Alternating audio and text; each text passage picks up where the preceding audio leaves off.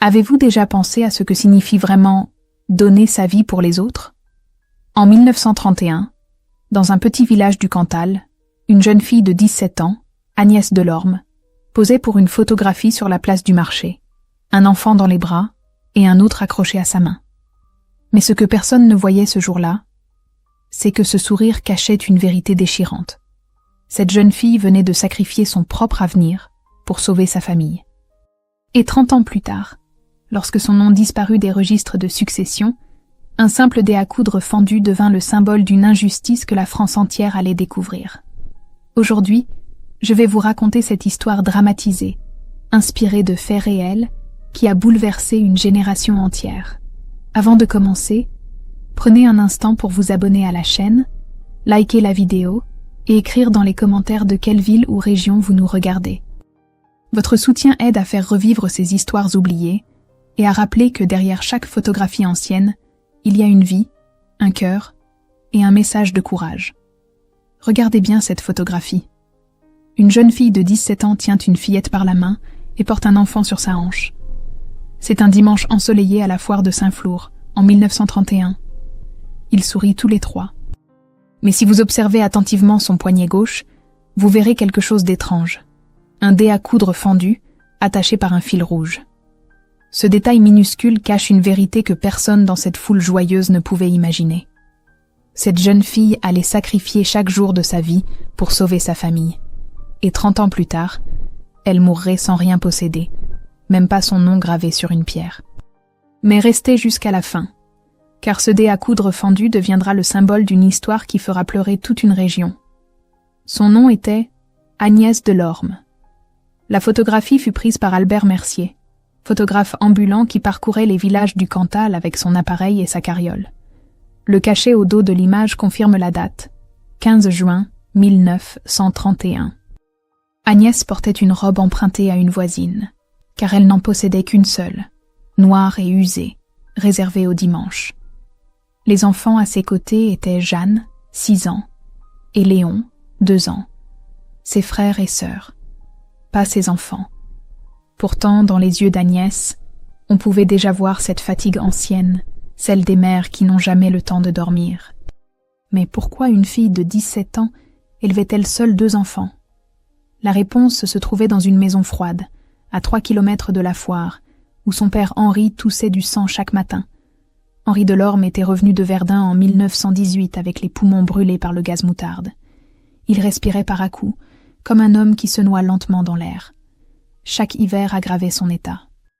Et l'hiver de 1930 avait emporté Élise, sa femme, morte en couche après avoir donné naissance à un enfant mort-né. Les registres paroissiaux de Saint-Flour conservent encore la trace de cet enterrement double. Mère et enfant dans le même cercueil, neige jusqu'aux genoux, le père Dubois qui lisait les prières d'une voix brisée. Agnès avait alors 16 ans. Elle cousait déjà depuis l'âge de 12 ans pour aider la famille, fabriquant des uniformes d'école à la lumière d'une lampe à pétrole pigeon. Ses mains étaient des couvertes de petites cicatrices, traces des aiguilles qui glissaient dans la pénombre. Mais après la mort d'Élise, tout bascula. Marcel, son frère aîné de 19 ans, fut choisi par les oncles pour reprendre la petite laiterie familiale et l'arrendamento, ces terres louées que la famille Delorme exploitait depuis 2 générations. Dans la cuisine glacée, pendant que la neige pliait les tuiles de la grange, les oncles répétèrent la même phrase. La ferme ne peut pas être divisée. Le domaine doit rester intact. Marcel signera. Personne ne demanda l'avis d'Agnès. On lui confia simplement Jeanne et Léon. « Élève-les », lui dit son père entre 2 quintes de toux. « Fais-le pour ta mère. » Et Agnès, qui rêvait encore d'aller à l'école normale de Clermont-Ferrand pour devenir institutrice, rangea ses cahiers au fond d'une malle. Elle abandonna l'école. Elle devint l'invisible. Celle qui se levait avant le son de la cloche paroissiale, qui chauffait l'eau, qui trayait les vaches quand Henri ne pouvait plus tenir debout, qui cousait des chemises pour les familles du village. Certaines payaient en argent, d'autres en beurre ou en pommes de terre. L'été, Agnès partait en carriole vers Vichy, à plus de 100 kilomètres, en suivant la route D669 qui serpentait entre les montagnes. Elle y lavait le linge des curistes, ces bourgeois qui venaient prendre les eaux thermales. Elle revenait avec les mains couvertes de cale et quelques pièces dans un mouchoir noué. Mais ces pièces finissaient toujours dans la poche de Marcel, pour réparer le toit, pour acheter du sel pour le bétail, pour payer les avances au notaire, maître Roux, qui gérait les contrats d'arrendamento et rappelait sans cesse que les Delorme devaient de l'argent. « C'est pour nous tous », disait Marcel en empochant les francs. Mais en réalité, c'était toujours le nom de Marcel qui signait les reçus. Le nom de Marcel qui apparaissait sur les registres municipaux. Le nom de Marcel que tout le monde respectait. Agnès possédait un livret d'épargne, ouvert avec 2 pièces, héritées de sa mère, conservées à la caisse d'épargne de Saint-Flour. Elle y déposait quelques centimes quand elle le pouvait, en silence. Comme une promesse qu'un jour, peut-être, elle aurait assez pour partir. Pour vivre. Pour respirer. Mais ce jour-là, à la foire, Agnès souriait. Elle avait tressé les cheveux de Jeanne avec des rubans faits de chutes de tissu. Elle portait Léon sur sa hanche et l'enfant riait en montrant du doigt les chevaux. Le photographe ambulant leur avait proposé un portrait pour 3 francs. Agnès avait hésité. 3 francs, c'était une semaine de pain. Mais Marcel, qui vendait du fromage à un stand voisin, avait lancé « Allez, une photo de famille, ça fait bien. » Et il avait payé. Agnès s'était placée entre les enfants, le dé à coudre fendu toujours attaché à son poignet par ce fil rouge qu'elle renouait chaque matin. Ce dé, elle ne pouvait pas le perdre. C'était tout ce qu'elle possédait vraiment. Un dé en bronze qui avait coûté 2 francs, 15 ans plus tôt, et qu'elle utilisait nuit après nuit, jusqu'à ce qu'il se fendille. Le photographe avait levé son appareil. Agnès avait forcé un sourire, et pendant une seconde, elle avait imaginé que c'était vrai, que c'était sa famille, que ses enfants étaient à elle, que demain, elle ne se réveillerait pas à 4 heures du matin pour traire les vaches dans le froid. Mais derrière ce sourire, Agnès savait déjà quelque chose que personne d'autre ne voyait. Elle savait que sa vie ne lui appartiendrait jamais, que chaque point de couture qu'elle ferait servirait à payer le lait, le bois de chauffage, les médicaments, que chaque renoncement serait signé sans encre ni papier, juste avec du temps, et du sang sur les doigts.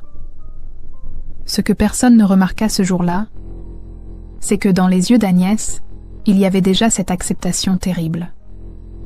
L'acceptation de celle qui sait qu'elle ne vivra jamais pour elle-même. Et cette photographie, prise par un homme qui ne reviendrait dans le village que 32 ans plus tard, allait devenir le seul témoignage d'une jeune fille qui donna tout, et qui mourut sans rien recevoir en retour. Mais pour comprendre comment Agnès Delorme en arriva là, il faut revenir 6 mois plus tôt.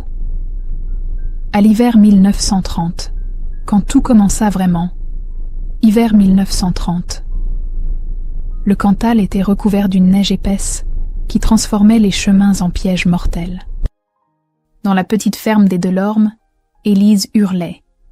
Elle accouchait pour la 5e fois, mais quelque chose n'allait pas. Le bébé ne sortait pas. Agnès, 16 ans, tenait la main de sa mère pendant que la sage-femme du village, Madame Faure, répétait « Poussez, Élise, poussez ». Henri était dehors, incapable de respirer à cause du froid qui brûlait ses poumons abîmés. Marcel avait fui vers la grange. Et Agnès restait là, les mains glacées de sa mère serrant les siennes, regardant la vie s'échapper goutte à goutte sur le drap blanc devenu rouge. Élise mourut à l'aube. Le bébé aussi. Agnès nettoya le corps de sa mère, lava le petit être qui n'avait jamais respiré, et plia les draps tachés pendant que dehors, le village se réveillait comme si rien ne s'était passé. Les archives paroissiales de Saint-Flour mentionnent cet enterrement dans un registre presque illisible. Élise Delorme et enfant sans nom, 13 janvier 1930, sépulture commune. Le père Dubois, un vieil homme au regard doux qui apportait parfois du pain rassis aux Delorme, pleura pendant la messe. Il connaissait Élise depuis l'enfance. Il savait que cette femme avait porté 5 enfants pour en voir seulement 3 survivre. Après l'enterrement, dans la cuisine froide où le feu peinait à réchauffer l'air, les oncles d'Agnès et de Marcel tinrent une réunion. Ils parlaient fort, comme si le volume de leur voix rendait leur décision plus juste. Henri toussait dans un coin, trop faible pour argumenter. Les oncles décrétèrent « Marcel reprendra le bail et la laiterie, C'est lui l'homme. C'est lui qui doit perpétuer le nom. La terre ne peut pas être divisée, sinon elle ne nourrira personne. Agnès, elle, s'occupera de la maison et des petits. C'est son rôle. C'est ce qu'une fille fait. Personne ne lui demanda son avis. On lui confia juste Jeanne, 5 ans, et Léon, 1 an, comme on confie un fardeau à celle qui n'a pas le droit de refuser. Henri, entre 2 respirations sifflantes, murmura seulement « Fais-le pour ta mère, ma petite ». Agnès hocha la tête, et quelque chose en elle se brisa ce jour-là. Pas de manière bruyante, pas de manière visible. Juste un renoncement silencieux, comme une porte qui se ferme doucement et ne se rouvrira jamais. Elle rangea ses cahiers d'école. Elle plia sa robe du dimanche. Elle attacha à son poignet le dé à coudre de sa mère avec un fil rouge, et elle commença à coudre. Chaque nuit, chaque jour, des uniformes d'école, des chemises, des draps, à la lumière d'une lampe à pétrole qui fumait et faisait pleurer ses yeux. Ses doigts se couvraient de petites coupures, des traces d'aiguilles qui glissaient dans l'obscurité. Mais elle ne s'arrêtait jamais, parce que chaque point payait quelque chose. 1 litre de lait, une miche de pain, quelques centimes pour mettre roux. Les années se suivirent comme une longue descente. En 1932, la crise économique toucha le Cantal de plein fouet. Le prix du lait chuta de moitié. Des familles entières quittèrent les villages pour Clermont-Ferrand, où les usines Michelin embauchaient. Certains partaient vers Lyon, vers Paris, avec des valises pleines d'espoir et des lettres promettant de revenir. Mais la plupart ne revenaient jamais. Agnès cousait toute la nuit. Le fil rouge autour de son poignet tenait le dé fendu qu'elle ne pouvait plus remplacer. Chaque fois qu'elle posait une pièce dans son livret d'épargne, elle pensait « Un jour, j'aurai assez. Un jour, je partirai. » Mais le jour ne venait jamais. En 1934, au printemps, Jeanne tomba malade. Fièvre scarlatine. L'enfant brûlait de fièvre, son corps couvert de plaques rouges. Agnès la veillait nuit et jour, posant des linges humides sur son front, priant le père Dubois de venir bénir la chambre. Marcel dit « Il faut appeler le docteur Vaillard ». Mais le docteur Vaillard coûtait 15 francs par visite, la moitié du salaire mensuel d'une couturière. Agnès n'avait pas 15 francs. Elle avait ses mains et une paire de chaussures. Ses seules chaussures du dimanche, en cuir, achetées 3 ans plus tôt avec l'argent de 6 mois de couture. Elle vendit les chaussures à Madame Renard, la femme du boulanger, pour 12 francs. Elle paya le docteur. Jeanne survécut, et Agnès marcha pieds nus dans la boue pendant 2 ans, jusqu'à ce qu'une voisine lui donne des sabots troués. Personne dans la famille ne remarqua, personne ne dit merci. Parce que c'était normal. C'était ce qu'une fille faisait. C'était son rôle. Et pendant ce temps, Agnès regardait ses anciennes camarades d'école se marier. Elle les voyait passer devant l'église en robe blanche, des fleurs dans les cheveux, des maris qui les prenaient par la main. Elle avait 20 ans, puis 22, puis 25. Les hommes du village la regardaient avec une sorte de pitié. La Solteira de l'Orme, chuchotait-il, la vieille fille, celle qui s'est sacrifiée.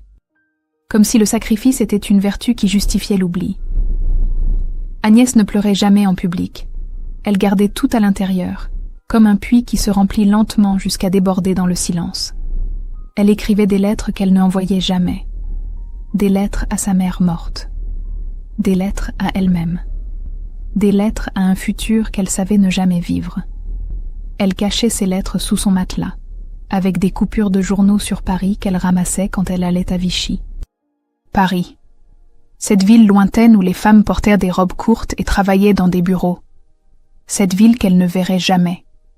En 1939, Marcel se maria. Odette était une fille de la ville, venue de Clermont avec des idées modernes et un sourire qui ne touchait jamais ses yeux. Elle regarda la ferme, la laiterie, Agnès et les enfants, et elle dit « Il faut moderniser tout ça ». Agnès fut déplacée dans le grenier. Un espace sans chauffage, avec un matelas fin et une fenêtre qui laissait passer le vent. Léon, 10 ans, monta avec elle. Il ne comprenait pas pourquoi. Mais Agnès comprenait. Odette voulait sa maison, sa cuisine, son domaine. Et Agnès, qui avait tout donné, n'avait plus aucun droit. Même pas celui d'occuper sa propre chambre. Léon voulait devenir apprenti menuisier à Aurillac. Agnès cachait sa fierté, mais elle comptait ses pièces. Elle économisait chaque centime pour lui. Pour que lui, au moins, puisse avoir une chance. Pour que lui, au moins, puisse échapper. Mais elle, Agnès Delorme, savait qu'elle n'échapperait jamais. Que sa vie entière serait une longue série de points de couture, un après l'autre, jusqu'à ce que ses mains ne puissent plus tenir l'aiguille. Et que personne ne se souviendrait. Les années 40 passèrent comme un brouillard gris.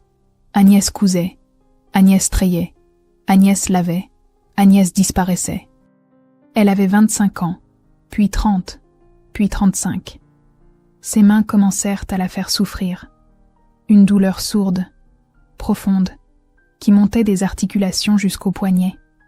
Le docteur Vaillard, appelé pour Henri dont l'état empirait, jeta un coup d'œil aux mains d'Agnès et dit simplement « Arthrite, le froid et le travail.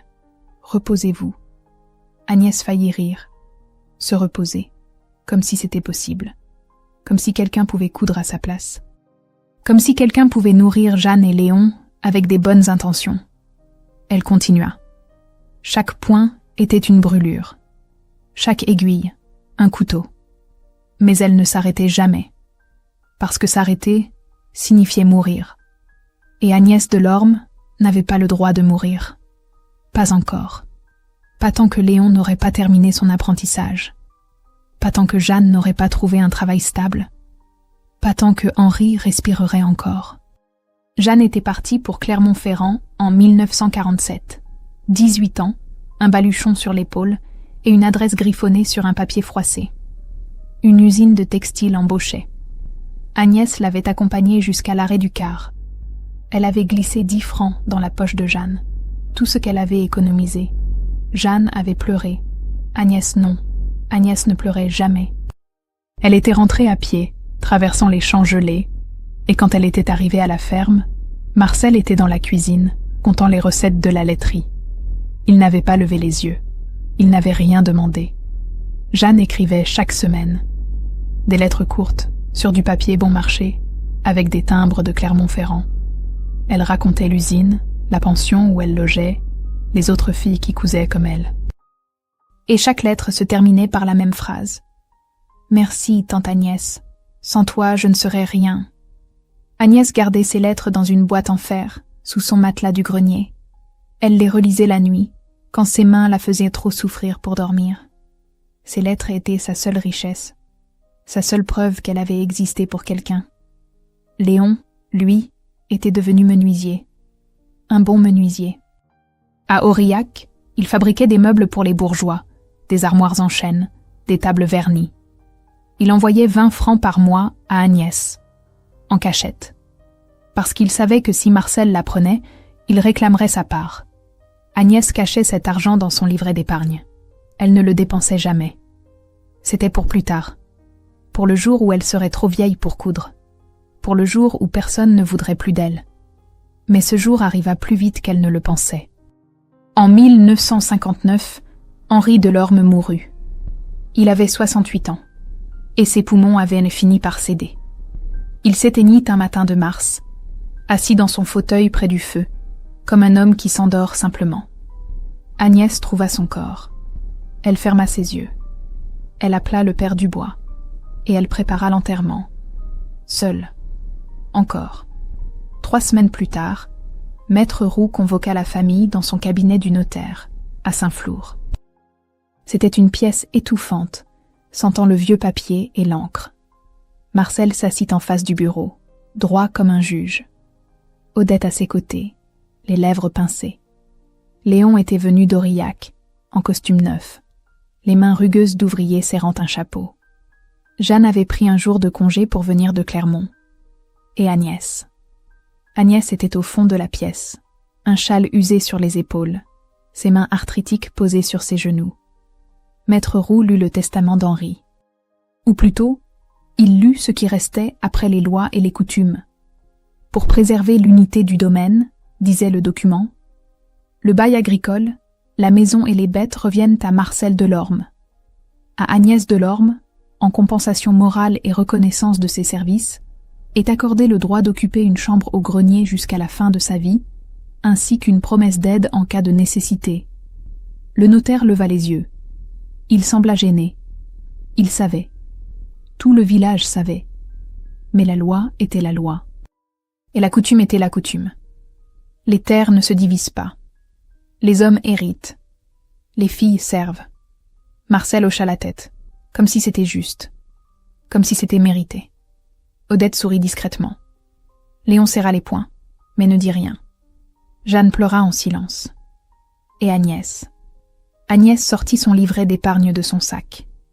Ce petit carnet bleu, avec le sceau de la caisse d'épargne de Saint-Flour, qui contenait 30 ans de centimes économisés. 30 ans de douleur dans les doigts. 30 ans de nuits sans sommeil. Elle le tendit à Léon. Prends, paie ton cours, achète tes outils, vis. Léon la regarda, les yeux brillants. Tante Agnès, non, tu en as besoin. Mais Agnès secoua la tête. J'ai besoin de savoir que toi, au moins, tu seras libre. Léon prit le livret. Ses mains tremblaient. Il murmura « Je te rembourserai ».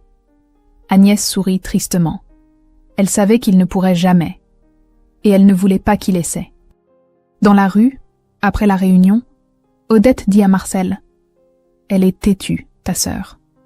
Toujours à jouer la martyre. » Marcel ne répondit pas. Mais quelque chose dans son regard avait changé. Quelque chose qu'il ne voulait pas voir. Quelque chose qui ressemblait à de la honte. Agnès rentra au grenier. Elle s'assit sur son matelas fin. Elle regarda ses mains déformées, les doigts tordus par l'arthrite, les cicatrices innombrables. Et pour la première fois en 30 ans, elle pleura. Pas parce qu'elle n'avait rien reçu, mais parce qu'elle avait tout donné, et que personne ne l'avait vue. Les années suivantes furent douces et cruelles à la fois. Douces parce qu'Agnès n'avait plus à travailler autant. Léon envoyait de l'argent, Jeanne aussi. Cruelles parce qu'Agnès comprenait qu'elle avait vécu toute sa vie pour les autres, et qu'il ne lui restait rien pour elle. Pas de mari, pas d'enfant, pas de maison. Juste un grenier froid et un dé à coudre fendu attaché à un fil rouge. Elle continuait à coudre, mais ses mains ne pouvaient plus tenir l'aiguille longtemps. Le père Dubois venait lui apporter du pain. Il parlait de livres qu'elle n'avait jamais lus, de villes qu'elle n'avait jamais vues. Il la respectait. C'était tout ce qu'elle avait. Le respect d'un vieil homme qui comprenait ce que personne d'autre ne voyait. Et puis vint l'hiver, 1961. Un hiver où tout allait enfin changer. Pas pour elle, mais pour sa mémoire. Hiver 1961. Le clocher de Saint-Flour, endommagé pendant la guerre et négligé depuis, menaçait de s'effondrer. La mairie lança une collecte pour le restaurer. Les familles aisées du village donnèrent généreusement. En échange, leur nom serait gravé sur une plaque de bronze, installée à l'entrée de l'église. Famille Roux, Domaine Mercier, Fromagerie Delorme, des noms qui résonnaient, des noms qui comptaient, des noms qui possédaient la terre et l'histoire. Agnès Delorme, 47 ans, arthrite avancée, cheveux gris noués en chignon serré, assistait à la cérémonie d'inauguration. Elle se tenait au fond, près du mur, dans un châle usé qui avait appartenu à sa mère. Personne ne la remarqua. Personne ne pensa à elle. Pourquoi l'aurait-il fait? Elle n'avait rien donné. Elle ne possédait rien. Elle n'était personne. Marcel, maintenant prospère, sa laiterie modernisée grâce aux idées d'Odette, se tenait au premier rang. Il regardait son nom gravé sur le bronze et hochait la tête avec satisfaction. Odette souriait, ses gants de cuir noir impeccables. Léon était venu d'Aurillac, mal à l'aise dans ce monde de notables. Et Jeanne. Jeanne était venue de Clermont-Ferrand avec sa fille de 8 ans, une petite fille aux cheveux bruns qui ressemblait terriblement à Agnès. Jeanne portait un manteau neuf, mais ses yeux cherchaient quelqu'un dans la foule. Elle cherchait sa tante. Quand elle la vit, au fond, presque invisible, quelque chose se brisa en elle. Comment était-ce possible? Comment la femme qui avait sauvé leur famille, qui avait sacrifié sa jeunesse, sa santé, son avenir, pouvait-elle être absente de cette plaque? Comment pouvait-elle être oubliée? Après la cérémonie, Jeanne rentra chez elle à Clermont. Elle ne dormit pas cette nuit-là. Elle pensait à sa tante. Elle pensait à toutes ces années où Agnès avait cousu, lavé, cuisiné, pleuré en silence. Elle pensait aux lettres qu'Agnès lui avait écrites quand elle était partie pour la ville, des lettres pleines d'encouragement et de tendresse. Et elle pensait à cette phrase qu'Agnès répétait toujours. « Vis pour toi, Jeanne. Ne fais pas comme moi. » Le lendemain, Jeanne ouvrit une vieille malle qui avait appartenu à sa mère Élise. Elle cherchait quelque chose. N'importe quoi. Un souvenir. Une preuve. Et au fond, sous des draps jaunis et des vêtements d'enfant, elle trouva une petite boîte en bois. À l'intérieur, il y avait des lettres jamais envoyées, des lettres écrites par Élise avant sa mort, et l'une d'elles était adressée à Agnès. Jeanne déplia le papier fragile. L'encre était pâlie, mais les mots étaient clairs. « Ma petite Agnès, si tu lis ceci, c'est que je suis partie. Je sais ce qu'ils vont te demander. Je sais qu'ils vont te confier mes enfants, parce que c'est ce qu'on fait aux filles. Mais promets-moi une chose, ne laisse pas qu'ils volent ton avenir. Vis, ma chérie, vis pour toi. Je t'aime plus que tu ne le sauras jamais. Ta maman. » Jeanne pleura en lisant ces mots. Parce qu'elle comprenait maintenant. Agnès n'avait pas choisi. Agnès avait promis. Elle avait promis à sa mère mourante de s'occuper d'eux. C'était un serment de lit de mort. Et Agnès, fidèle jusqu'à l'os, avait tenu sa promesse, au prix de sa propre vie. Dans la boîte, il y avait autre chose. Le dé à coudre fendu. Celui qu'Agnès portait sur la photographie de 1931. Le fil rouge était encore noué autour, fragile comme une toile d'araignée. Jeanne le prit dans sa main. Ce petit objet de bronze, usé par 30 ans de travail, était tout ce qui restait de la jeunesse d'Agnès, de ses rêves, de sa vie. Jeanne prit une décision. Elle alla voir un orfèvre à Clermont. Elle lui montra le dé à coudre. « Je veux que vous le transformiez en pendentif, en argent, et je veux que vous graviez dessus. Agnès Delorme, couturière de nos vies. » L'orfèvre la regarda étrangement, mais il accepta. Une semaine plus tard, le pendentif était prêt. Petit, discret, mais puissant. Un symbole. Au printemps 1961, il y eut une deuxième cérémonie pour le clocher. Un petit ajout à la collecte. Jeanne y assista, le pendentif dans son sac. Quand vint le moment de présenter les derniers dons, elle s'avança vers la commission. Elle sortit le pendentif. Les membres de la commission le regardèrent, perplexes. « C'est quoi ça ?» demanda Maître Roux. Jeanne respira profondément. C'est l'héritage d'une femme qui n'a jamais eu d'héritage. C'est le symbole de celle qui a tout donné pour que nous puissions être ici aujourd'hui. Le père Dubois s'approcha. Il vit le dé transformé. Il reconnut les marques d'usure, les traces des aiguilles. Ses yeux se remplirent de larmes. « C'est à elle, » murmura-t-il. « C'est à Agnès, la femme qui a cousu notre dignité quand nous n'en avions plus. » La commission hésita, mais le père Dubois insista. « Cette femme mérite d'être reconnue. Plus que n'importe qui. » Ils acceptèrent. Le pendentif fut accroché à côté de la plaque de bronze. Marcel était présent. Il regardait le petit objet en argent, et quelque chose en lui se fissura. Pour la première fois en 30 ans, il pleura. Pas des larmes bruyantes, pas des sanglots, juste 2 larmes silencieuses qui coulèrent sur ses joues. Il s'approcha de Jeanne. Il murmura, la voix brisée. « Je ne savais pas qu'elle donnait tout. » Jeanne le regarda droit dans les yeux. « Maintenant, tu sais ?» La nouvelle se répandit dans le village. Les gens commencèrent à poser des questions. Qui était Agnès Delorme? Pourquoi ce dé à coudre? Le père Dubois raconta. Les voisines racontèrent. Léon raconta. Et lentement, comme une vague qui monte, la conscience collective du village changea. Agnès n'était plus invisible. Elle était devenue un symbole. Agnès elle-même apprit la nouvelle par le père Dubois. Il monta au grenier un après-midi de printemps et lui dit « Agnès, ils ont accroché votre dé au clocher. Tout le village parle de vous. » Agnès ne dit rien. Elle regarda ses mains déformées. Elle toucha l'absence du fil rouge à son poignet. Et elle sourit. Un sourire triste, mais un sourire quand même. « Peut-être que ma vie n'a pas été complètement inutile, » murmura-t-elle. Le père Dubois prit sa main. « Votre vie a sauvé tant de gens, Agnès.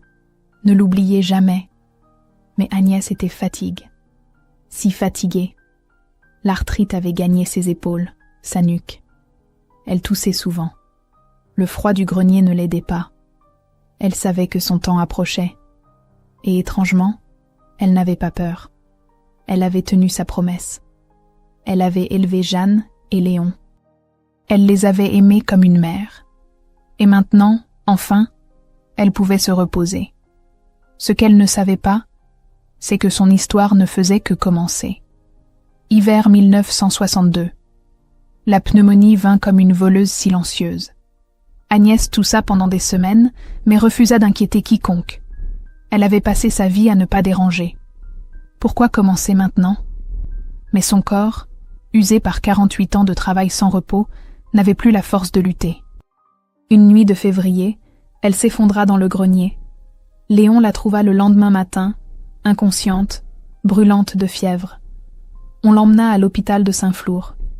Une petite chambre blanche, avec une fenêtre donnant sur les montagnes enneigées. Jeanne vint de Clermont. Léon resta à son chevet jour et nuit. Marcel vint aussi, mais il ne savait pas quoi dire. Il restait là, debout près de la porte, regardant cette femme qui avait été sa sœur, sa mère, sa conscience. Odette ne vint pas. Agnès mourut un jeudi matin, à l'aube. Seule. Léon était parti chercher du café. Jeanne dormait sur une chaise dans le couloir. Marcel était rentré à la ferme.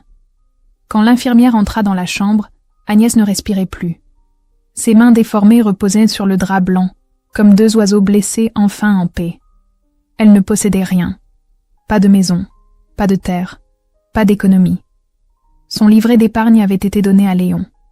Ses vêtements tenaient dans une valise en carton. L'enterrement fut payé par la paroisse. Le père Dubois insista pour qu'elle soit enterrée près de sa mère, dans le petit cimetière de Saint-Flour. 12 personnes assistèrent aux funérailles. Le père Dubois, Jeanne et sa fille, Léon, Marcel, quelques voisines qui l'avaient reconnu, et Madame Faure, l'ancienne sage-femme, maintenant vieille et aveugle.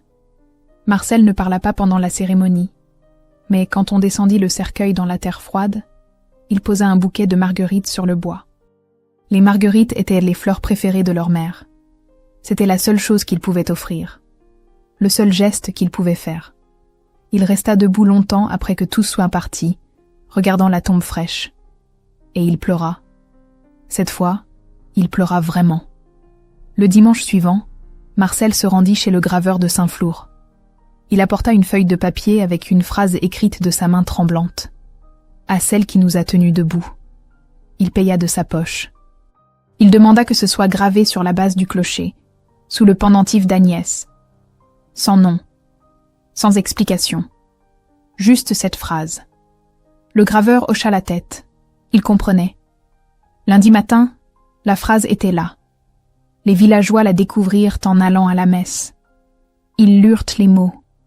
Ils regardèrent le pendentif en argent accroché au-dessus. Et ils comprirent. Certains pleurèrent. D'autres baissèrent les yeux, honteux. Parce qu'ils avaient tous vu Agnès travailler, souffrir, disparaître. Et ils n'avaient rien fait. Jeanne revint à Clermont avec sa fille. Dans le train, la petite fille demanda « Maman, pourquoi tante Agnès n'avait rien ?» Jeanne regarda par la fenêtre, les champs enneigés défilant lentement. « Parce qu'elle a tout donné, ma chérie, pour que nous puissions avoir quelque chose. » La petite fille réfléchit. Puis elle sortit de sa poche un bout de fil rouge qu'elle avait trouvé dans la valise d'Agnès. Elle le noua autour de son poignet. « Comme ça, je penserai à elle. » Jeanne sourit à travers ses larmes. « Oui, ma chérie. Comme ça, tu penseras à elle. » Les mois passèrent. Le printemps revint. Les arbres fleurirent. La vie continua, comme elle le fait toujours. Mais quelque chose avait changé dans le village de Saint-Flour. Les gens parlaient d'Agnès. Ils racontèrent son histoire. Les mères enseignaient à leurs filles que le sacrifice avait un nom. Les pères apprenaient à leurs fils que la gratitude était une dette. En 1963, un an après la mort d'Agnès, la foire dominicale de Saint-Flour battait son plein. Les étals de fromage, de légumes, de tissus s'alignaient comme toujours. Les enfants couraient entre les jambes des adultes. Les cloches sonnaient, et au milieu de cette foule joyeuse, un vieil homme apparut avec son appareil photo. Albert Mercier, le photographe ambulant, celui qui avait pris la photo d'Agnès en 1931. Il avait 85 ans maintenant, les mains tremblantes, la vue faible. Mais il était revenu. Il parcourait le village avec sa vieille carriole, cherchant des visages à immortaliser. Quelqu'un lui raconta l'histoire d'Agnès. Quelqu'un lui montra le clocher, le pendentif, la phrase gravée. Albert Mercier resta silencieux longtemps. Puis il dit « Je me souviens d'elle, la jeune fille avec le dé au poignet. Je me souviens de son sourire triste. » Il installa son appareil devant le clocher. Il photographia la plaque de bronze, le pendentif en argent, la phrase gravée. Et au premier plan, presque par hasard, une petite fille de 8 ans passa. Elle portait une robe bleue simple. Et autour de son poignet, il y avait un fil rouge noué. La fille de Jeanne. La petite nièce d'Agnès. Albert Mercier prit la photo. Cette image, contrairement à celle de 1931, ne circula pas dans le village. Albert Mercier la garda. Il la développa dans sa chambre noire à Aurillac et il l'accrocha au mur de sa petite maison. Il la regardait souvent, cette photo d'un monument invisible pour une femme que personne n'avait vue. Et chaque fois qu'un client lui demandait pourquoi cette photo était là, il racontait l'histoire d'Agnès Delorme. Léon devint un menuisier respecté. Il fabriqua une armoire magnifique en chêne, avec des gravures délicates, et il l'offrit à Jeanne. À l'intérieur, Jeanne plaça la photographie originale de 1931. Celle où Agnès, 17 ans, souriait avec Jeanne et Léon. Celle où le dé à coudre fendu était visible au poignet. Cette armoire resta dans la famille. Elle passa de Jeanne à sa fille, puis à sa petite-fille. Et chaque génération apprit l'histoire de la femme sur la photo. La femme qui avait cousu leur vie, point par point. Marcel vécut encore 20 ans. Il ne se remaria jamais après la mort d'Odette. Il continuait à diriger la laiterie, mais quelque chose en lui s'était éteint. Chaque dimanche, il allait au cimetière. Il déposait des marguerites sur la tombe d'Agnès. Et il murmurait « Pardon ». Juste ce mot. Pardon. Il ne savait pas si elle l'entendait. Il ne savait pas si elle lui pardonnait. Mais il continuait, parce que c'était tout ce qu'il pouvait faire. Le père Dubois mourut en 1969. Avant de partir, il fit une dernière confession à Léon. « J'ai vu beaucoup de saints dans ma vie. Des gens qui priaient fort, qui donnaient de l'argent, qui faisaient des miracles. Mais la plus sainte personne que j'ai jamais connue, c'était Agnès. Parce qu'elle a aimé sans attendre d'être aimée en retour. » Léon pleura en entendant ces mots. Parce qu'il savait que c'était vrai. Aujourd'hui, la photographie de 1931 repose toujours dans l'armoire en chêne fabriquée par Léon. Elle appartient maintenant à l'arrière-petite-nièce d'Agnès, une femme de 40 ans qui vit à Lyon et travaille comme enseignante. Parfois, elle sort la photo. Elle regarde cette jeune fille de 17 ans, avec son sourire timide et son dé à coudre fendu au poignet. Et elle enseigne à ses propres enfants. Voilà ce qu'est le courage. Pas les batailles, pas les médailles, mais les points de couture, un après l'autre, jusqu'à ce que la vie soit tissée. Et dans le village de Saint-Flour, si vous allez à l'église, vous verrez encore le pendentif en argent accroché près de la plaque de bronze. Vous lirez la phrase « À celle qui nous a tenus debout ». Et si vous demandez aux anciens qui était Agnès Delorme, ils vous raconteront l'histoire d'une femme qui a tout donné. Une femme qui n'a rien reçu. Une femme qui a cousu l'amour dans chaque point de fil rouge. Et vous comprendrez que les héros ne portent pas toujours des uniformes. Parfois, ils portent juste un dé à coudre fendu. et un cœur qui ne cesse jamais de donner. Cette histoire fictionnelle, inspirée de faits réels et de témoignages anciens du Cantal, nous rappelle qu'il existe des formes de courage silencieuses que l'histoire oublie trop souvent. Agnès Delorme n'a jamais eu de médaille, ni de monument, mais elle a tenu debout des vies entières avec ses mains abîmées. Elle nous enseigne qu'aimer, parfois, c'est se taire, persévérer, et coudre le monde ensemble, point par point. Et vous, avez-vous connu dans votre famille quelqu'un qui a tout donné sans rien recevoir? Croyez-vous qu'il existe encore aujourd'hui des femmes comme Agnès, capables de se sacrifier par devoir ou par amour? À votre avis, qu'est-ce qui reste vraiment de nous, quand il ne reste plus ni fortune, ni nom, ni pierre? Écrivez le mot « courage » dans les commentaires si vous êtes resté jusqu'à la fin de cette histoire, pour qu'on sache que vous l'avez ressenti jusque dans le cœur. Dites-nous aussi de quelle ville ou région vous nous regardez. Et si vous avez une histoire ancienne, transmise par vos parents ou vos grands-parents, partagez-la. Elle pourrait inspirer une prochaine vidéo. Merci d'avoir écouté avec respect. Abonnez-vous à la chaîne, aimez la vidéo, activez la cloche et partagez cette mémoire avec ceux qui croient encore à la force des vies simples. Cliquez sur la carte de fin pour découvrir la prochaine histoire.